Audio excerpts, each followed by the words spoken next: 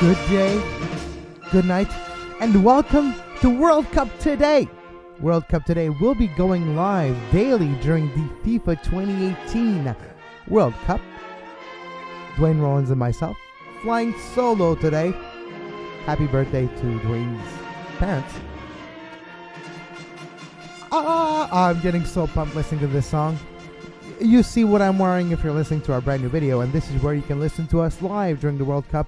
YouTube.com/sportspodcast network and podcast versions of all the shows we do, of course, available at sportspodcastingnetwork.com. Today, France and Group C, but mostly France. A preview of what's to come for the France national team, favorite of Group C and favorite of my heart. This is why today's show is kind of a bit of a big deal for me, because we're talking about the team that will represent part of my heritage in this 2018 FIFA World Cup.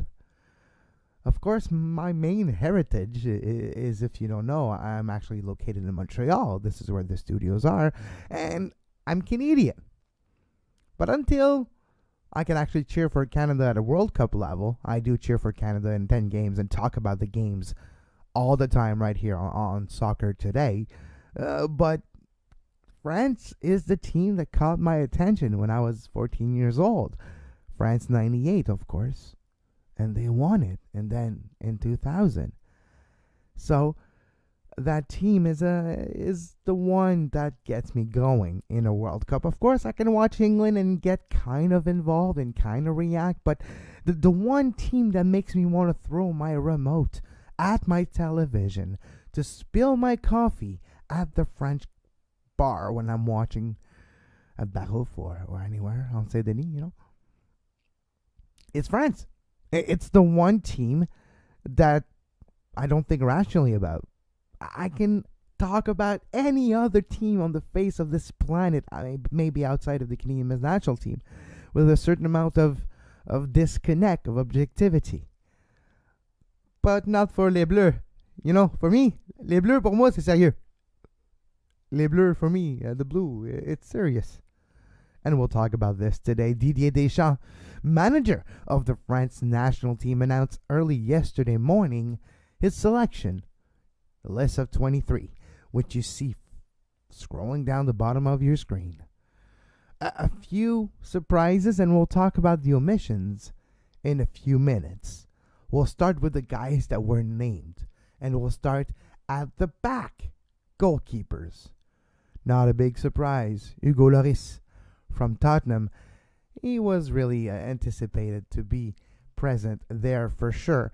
And talking about Hugo Lloris from Tottenham, Alphonse Areola from PSG. Probably won't play a lot, maybe one game in the group stage. We'll see Steve Medenda as well from Marseille. Defenders, Lucas Hernandez from Atletico Madrid, who just won the Europa League, of course, against Marseille. Poor Medenda. Djibril Sidibé from Monaco. Benjamin Pavard, Stuttgart, Bundesliga. And then we have Raphael Varane, of course, famously from Real Madrid. Adil Rami from Olympique Marseille. Samuel Umtiti from FC Barcelona. Presnel Kimpembe from PSG. Benjamin Mendy from Manchester City. Moving on to the midfield now for the French national team. List of 23. La liste. The midfielders.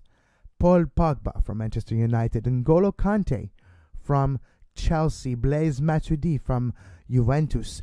Corentin Tolisso from Bayern Munich. A bit of a surprise. Steven Nzizi from Sevilla. Going with the forwards, there's a bit of big names not present, but let's talk about the names that are there. One of them really makes me happy, and we'll talk about it right now. Well, we'll start in order here. Kylian Mbappe, PSG. Ousmane Dembele from FC Barcelona.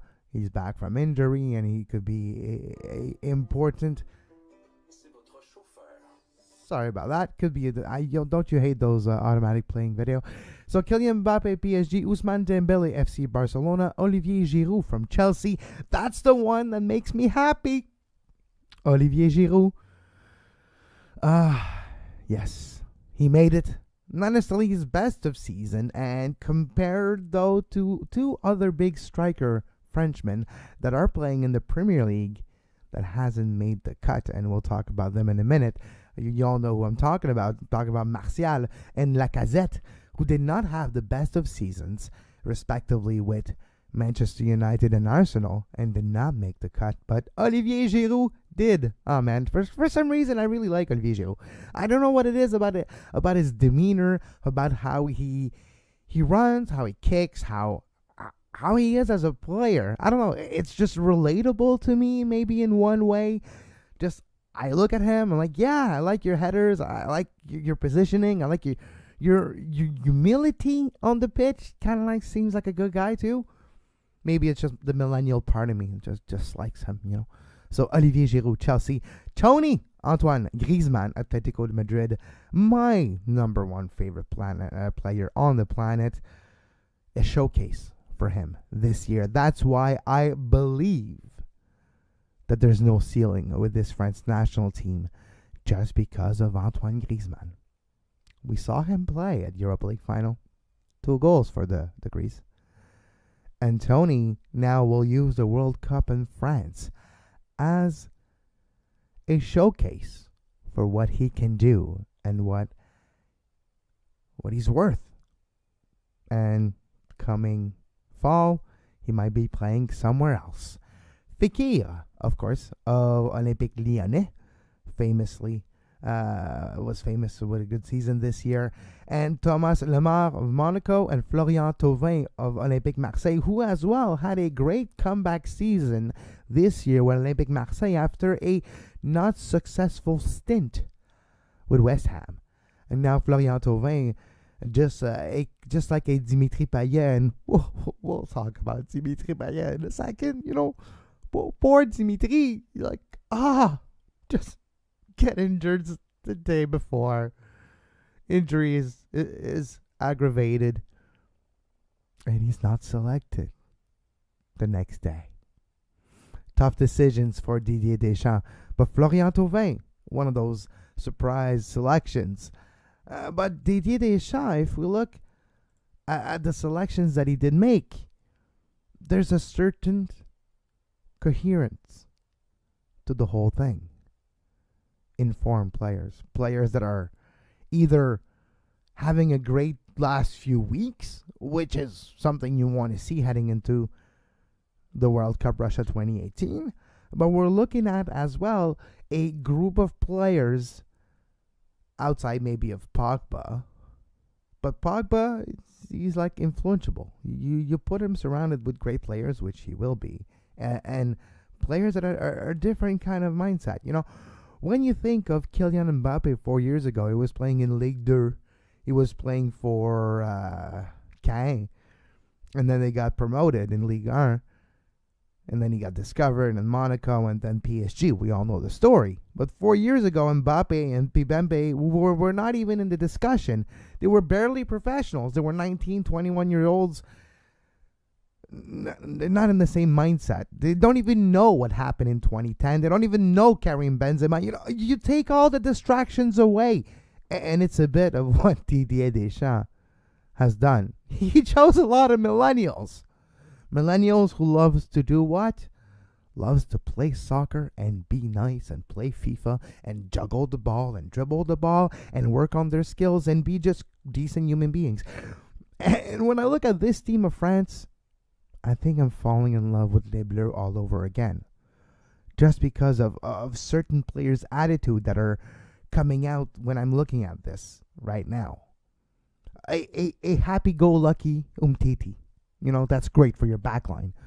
He'll be the marshal of that backline. Umtiti, one of the best defenders in the world right now, playing with FC Barcelona,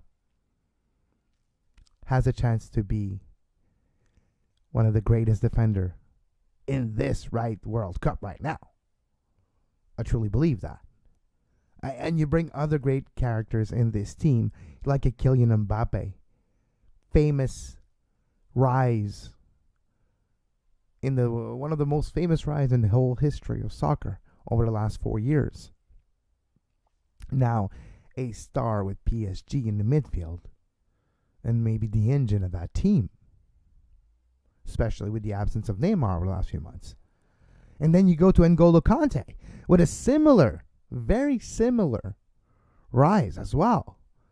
But Leicester becoming one of the best midfield players in the Premier League out of nowhere with Leicester and winning the trophy. Moving on to Chelsea, parlaying it. And you know, it says something about the intelligence of a player too when you decide and when you know when to get out of Dodge and to monetize your success that you just had. N'Golo Kante did that.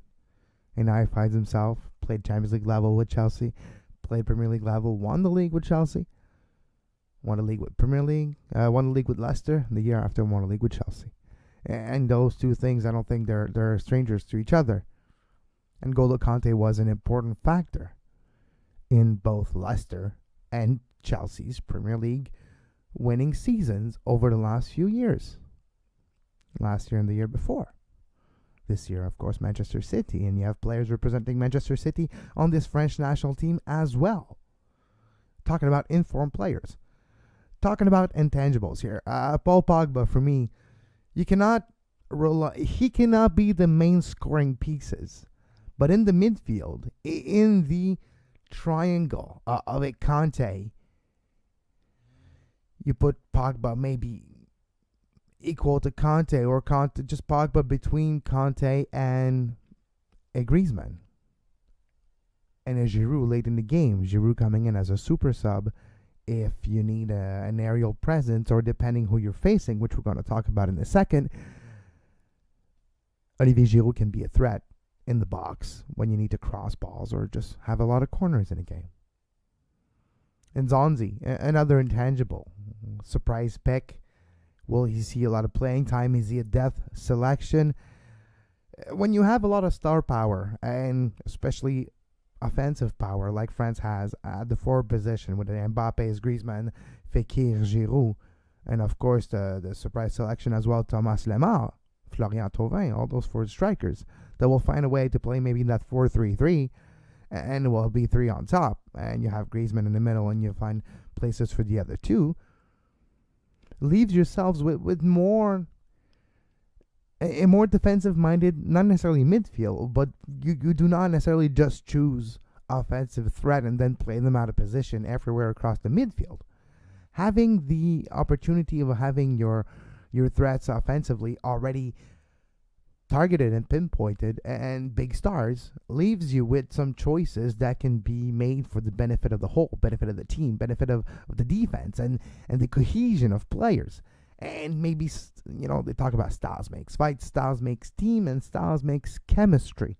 If you have a lot of strikers that are very offensively minded, and of course we talk about the offensive strikers, they're still the first line of defense. They're still the one that we can see if you watch a lot of Major League Soccer, like the Red Bulls. They offer constant press, constant non-stop pressing. That is basically the first line of defense. So you do want to create that too at the international level, and this is one of the things that I think Didier Deschamps had in mind with his selection. When you see names like Presnel Kimpembe and Djibril Sidibé and Benjamin Mendy from Manchester City, you do have those players that are a bit more defensively minded, and they're a bit more there to sub in offensive threat late in game, reassure game, make sure that the result that is at that moment stays. Speaking of results of that moment, let's take a look for a second at the calendar of the French national team before the World Cup. We all know French first game in the World Cup is June 16th at 6 a.m. Eastern Time versus Australia.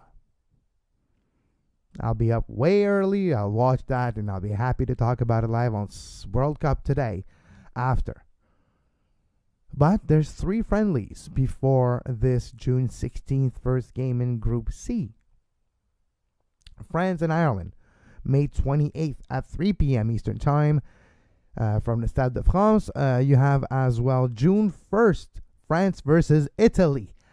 France really taking advantage of the non-World Cup teams by playing a few friendlies against, this one against Italy, and there's Ireland too. So Italy, and then the United States on June 9th, which will be their last friendly, again at Stade de France, versus the United States, last friendly before their trip to Russia and the World Cup games. Now, talk about those World Cup games. Group C as well. Australia, Peru, and Denmark. Of course, there's some controversy already with Peru. Their captain, one of the best players that really helped them qualify for the World Cup. First time in, I think, ever or in a long, long time that Peru qualified for the World Cup. Their captain is suspended for doping. So Peru missing their captain for the World Cup. France, Australia, first game of Group C, match number 5 in the entire World Cup, on June 16th, 2018, 1 p.m. Minsk time, that's why it's 6 a.m. Pacific, 6 a.m. Eastern, from Kazan Arena in Kazan. The game on June 16th as well from Group C is Peru-Denmark.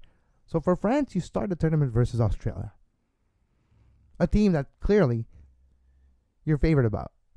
And with all the statistical data now, that there's a new stats that is basically the probability of a win.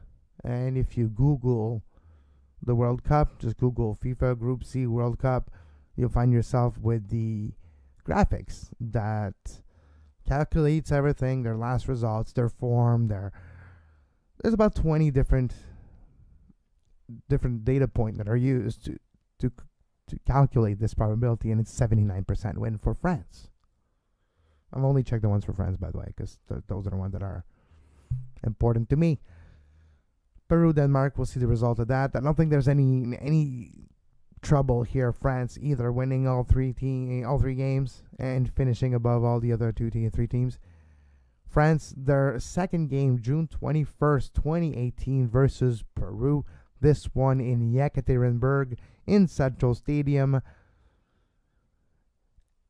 Maybe that's the game where, depending on your result against Australia, you want to make sure that you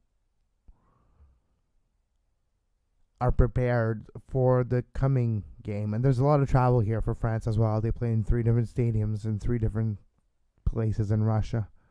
So they will have to travel a lot of travel involved. So there was going to be some sort of squad rotation. And of the June 21st game against Peru, I think is the game where you do rotate a bit. You need to beat Australia. You need to beat Denmark. The Denmark game is probably the most important one because Denmark will probably have 2 wins under their belt before facing France on June 26th. So that game on June 26th will determine who wins the group, in my opinion. That's given that both those 2 teams, who are clearly the favorite in this tournament, I might be this group, at least Group C, not in the tournament, of course. I might be handicapping Peru and Australia a bit lower than you anticipate. Peru still first World Cup, missing their captain. It's not going to be an easy factor facing a well-established team like Denmark. Denmark has, I give them more credibility than you anticipate. Australia's Australia. They have a tendency to pull off sometimes great results in the beginning of a World Cup, at least in the group stage. Never bet against Tim Cahill. That's what I think. So France, Australia, June 16th. France needs the win there. France needs the win against Peru, because I imagine Denmark will do the same, beating Peru, then beating Australia in their second match.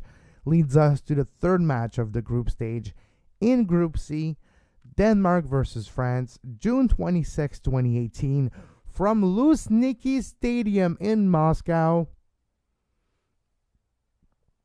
Who wins that one wins the group, in my mind, and that's why I believe Denmark will finish second and France will finish first, because France will win outright 3 games, or at least have a favorable result with differential in the last game, which means France-Peru, June 21st, you might see a Giroud start over a Griezmann, or another squad rotation right there.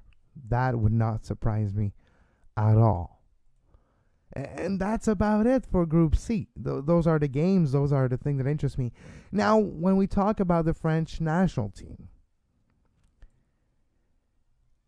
those are the players that did not make it. Those are the big names that everyone's talking about. Anthony Martial, Dimitri Payet, Lacazette, and Coman from Barcelona? No, from Bayern Munich. So, those are the big absence, the big omissions. Now, Martial is a bit expected. Not the greatest season with Manchester United.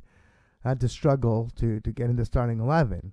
Lacazette had some great fireworks at the beginning with Arsenal, but could not consistently score in the Premier League in his first season.